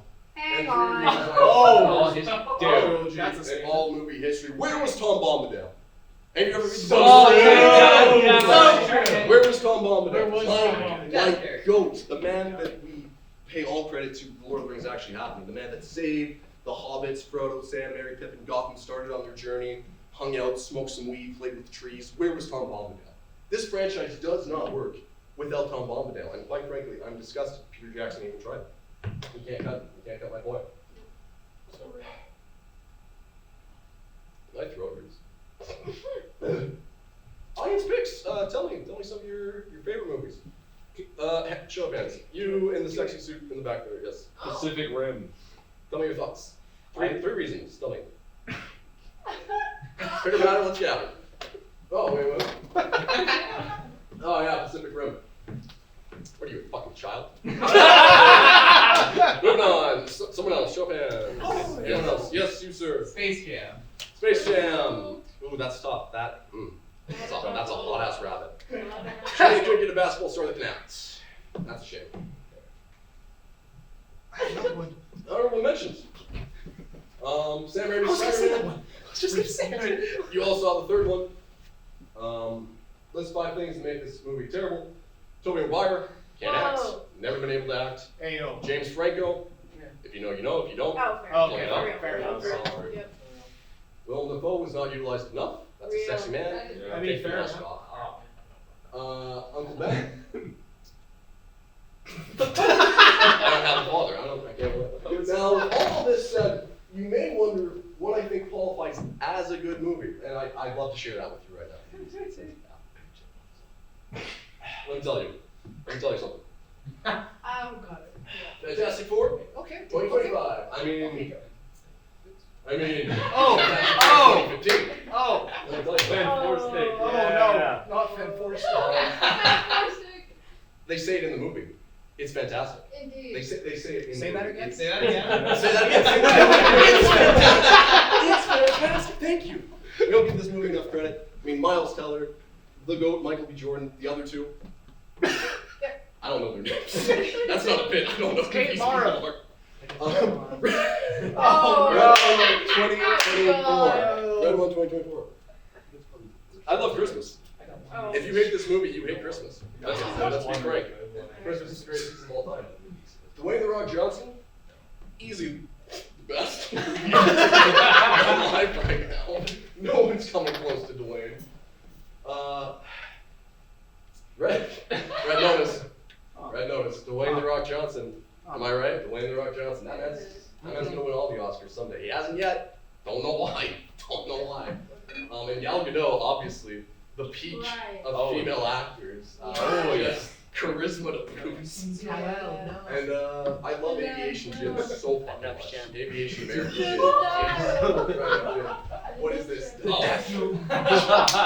Death Note is the troll place. Look, I own a diploma in 3D animation and visual effects. I studied animation for years. So I can honestly say animation sucks balls. It's the worst art form. Why would you ever? We have real people. Why are you drawing pictures? What are you, a child? Terrible. This gets it right by bringing it into the real world and showing us Willem Dafoe as a giant, scary, sexy demon man. Oh. I'll give the movie that. Really? Right? Thank you. Yeah. Perfect casting. Peak casting. Yeah. Anyways, moving on.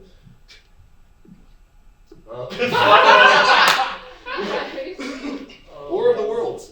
Finally, a powerful rich man who's not white and who cares about his family. This man is. I need to get more tea. This man's doing everything right, you know? That's a good, wholesome family man right there. And I love him. I love families. I love person. Yes. Oh. What? Don't worry about it, keep going. Some people can't handle the truth. Moving on. And the all-time greatest movie of all time goes to Tyler, if you please. Please. You got this. Oh, thank you. Oh. They made a reboot. Yeah. It's a musical. Yeah. Mean Girls 2024.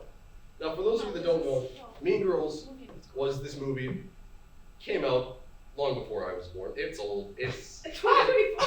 It's the whole, no, this is, okay, Mean Girls 2024 is a remake. There's an original Mean Girls, and that's old. And that's gross, because I wasn't alive. And I don't like that. But Mean Girls 2024 came out, and it reimagined the whole thing. It reimagined the whole scene. How? By tricking audiences into being a musical, to having Tina Fey for some reason, John Hamm's there. The cast, they try. The cast sure tries. I'll give them that.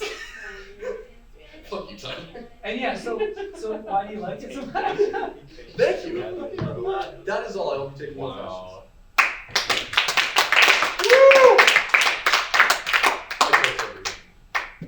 He's not going to John. Oh, I missed the last one. And you're welcome. Yeah! Justin Pirelli. Do you like K-pop Demon Hunters? Thank you, everyone, for coming out. Thank you to all the other presenters. I've enjoyed them all so much, and I'm glad that I am honored to join you as one of the presenters today. So, recently I was driving down 8th Street, and I noticed a sign on the A&W, their like little marquee sign, that was, it was saying, "Happy 50th birthday, Rudy." And so I want to start off today, if this is gonna work for me. Yeah, let's just give a big shout out, happy 50th to Rudy the Root Beer. I was lucky enough to run into Rudy a couple months ago. It got me thinking. You ever notice the sort of going-ons with mascots around here? If I may, today I'm going to be walking you through the Mascot Mafia. An expose by me. And this is part of course, MTLRE Presents. All right, so here's the theory. There is a shadowy organization which is installing puppets in our local community. I don't mean puppets as in literal puppets, I mean puppets as in people in place to do things that they otherwise wouldn't be able to for this shadowy organization. And I have lots of proof, so let's get right into it. Let's start with some evidence. Okay, so the facts. Evidence, let's look at it. Here is an excerpt from an interview I came across recently. But it's weird, right? They all seem to have been, how do I put it, disappeared. Now this, of course, was me. I said this today. This is a legit quote, by the way. Anyways, Exhibit A. What do I mean by they've been disappeared? Let's take a look at something you might be familiar with, the Saskatoon Blades. Now, anyone familiar with this figure? No. Really? It's not right This now. is Helmut. who was last seen in 2005. What They have been missing for 20 years. They were replaced by Poke Check. Excuse me? Yeah. And they're not the only person. Let's take a look at Exhibit B. The Saskatchewan Rush. Ooh, big You drop. know this guy? Yep. Bruiser? Yeah. Well, guess what? He hasn't been seen since 2023.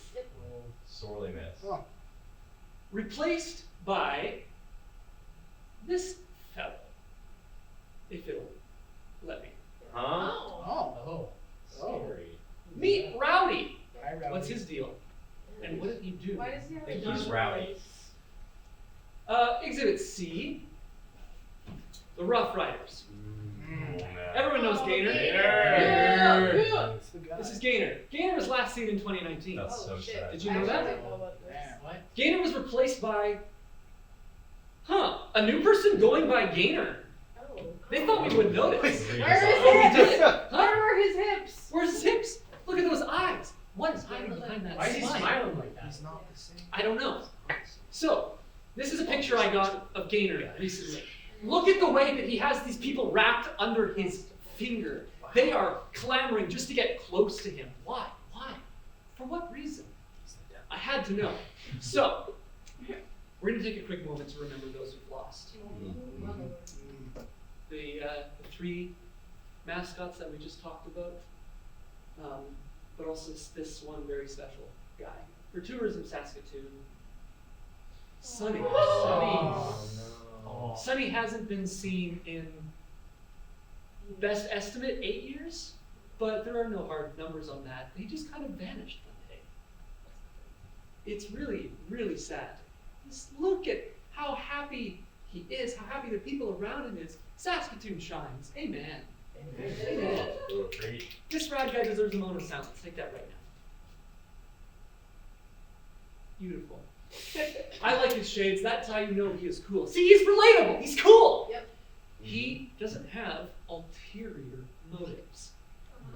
So let's look at some suspects. Who could be behind this? Well, that's why this is a who done it. Am I right?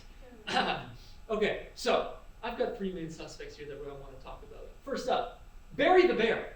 Hey. Something's off about this bear. He's up to something. They strike me as odd. You're out, Bear. You're out. Egg! Oh, fuck the egg. For the star egg. I'm just a hard-boiled detective, so I know this egg's hatching a plan. Right. And finally, Swish. It's too many S's. This slippery snake has me rattled. Anyone with a neck that long is sure to be hiding something in it, and I would know. I've got 2 extra vertebrae in my neck. Okay, a brief digression, if you may. We're going to take some look at some stats. Okay, these are hard stats. Projected results. If you look at this by all metrics, and we've got a bunch of different metrics actually. So take notes. Sales growth, revenue, return on investment. These are all super important things that I wanted to mention. Okay, so now let's talk about the event. Well, this is alluded to in Ben's presentation. There was an occurrence earlier this year. The green wedding, as I have come to call it. Game of Thrones reference. Setting the stage, if we will, let's look at some details for this. What was the green wedding? Well, it was February 15th at the Sasktel Center. It was a wedding between Shayla and the feller to the left, Rowdy. Oh. Rowdy got married to Shayla. Shayla is a human dancer. Seen here, the happy couple. And if you notice, there were some specific key guests in attendance. Let's take a quick look at the implications of what this green wedding was while we discuss what it is. There are political implications, societal implications, municipal implications, and political implications. Look at this. You see the way he's threatening the people? I don't know what he's saying here, but Rowdy is telling people. He's just trying to control them. I know it. See, there they are, flaunting this whole big charade. What was the purpose? Why? Here they are. They are locked away. They were not going near regular people. They do not want to be close to us. They don't want to have the same proximity. So there they are, all those happy little guests, just hiding from the regular people. See these special guests? Do you recognize any of these? Interesting. Barry the bear, the egg, and is that poke check? Something fishy's going on here. Something fishy. I don't like it. You see the way he's staring down the crowd too? He's in on it. He's saying, I don't know what he's saying, but he's like, you suck. I'm sure. I don't know. Barry, have you ever seen someone look so menacingly at innocent civilians? They're intimidating the crowd. Look at him. Look at that face. That is not the face of an innocent bear. No, no, no. That is the face of someone who knows that what they're doing is bad. Also, Telemiracle Teddy was there. I don't think there was any ill will with that. I think Telemiracle Teddy's on the level. Okay, back to the suspects. We're going all the way to the top with this one. None of those other people are smart enough to be pulling together something like this long con to infest and replace these people all over the public sphere. Who do I think the leader is? Whoa. The waste wizard. No. The compost consigliere. Oh my God. If you needed a better view, this is the face of the man that I think to be at the top of all of this. You see this sign over here? Put waste in the right place. Waste, huh? Interesting. I've heard the cries. I've been on the streets. Well, I've heard kids chanting to show us your green bins. Why? Why do they want the waste wizard to show us his green bins? It's probably because there are bodies in them. Compost? Huh? I think so. Okay. What is the motive behind all of this? To what end is this whole scheme? I do not know. I haven't cracked that part yet. But that was really yeah. Next steps. You see, I've got a plan. I've got a plan to figure out why and how this is happening. So, let's look at the plan. Here we go. Step 1, obviously, identify the weak link. Step 2, go undercover and befriend that mark. Step 3, use the connection to gather intel on the whole of the Mascot Mafia. Step 4, confront the Waste Wizard, telling him he has failed this city. And step 5, expose their crimes, bring justice to the people, restore order, a la Batman? I don't know, maybe. You said it, not me.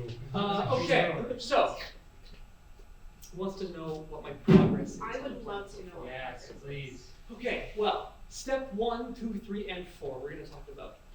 Step 1 is complete. I have identified the weak link. You want to know who it is? Who do you think it is? It's obvious. It is Swish. Wow. Look at this guy. Whoa. Look at him. I got close. I got real close. Step 2 is in progress. Let's see here. You know what I always say? You can't beat them. You might as well join them. Crazy. So, we're just gonna ignore step 3 and step 4 right now because I gotta really keep up with the progress on my going undercover bit. So here I am, undercover as this panda mascot, so that I can spy on Swish right there. You see that? You see that? I'm getting close. I'm getting close. Step 4, not even step 4. Okay, here I am supplanting myself in the public sphere so that I can get close to this little weaselly guy.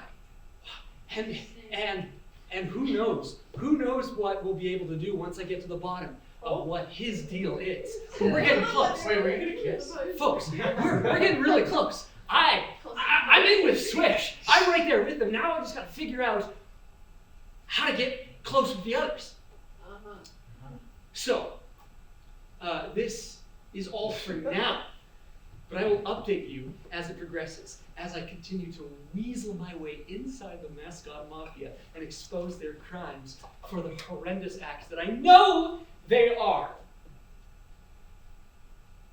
Leave my boy alone. Not a trustworthy face, folks. Thank you for coming out. Yeah! Really innovative detective work, my friend. Wait, oh, we got legs. Okay, bye. I feel like we've all really grown. You know, we've learned some things, some general truths, some things about each other, about Ben, about Justin's favorite movie. Yep. We can all say, you know, with confidence, I think, that this was an event that we ran. Yeah. Absolutely. Thank you all for being part of it. Thank you to Aiden Robinson and Gordon McCauley for joining us in the audience. Woo!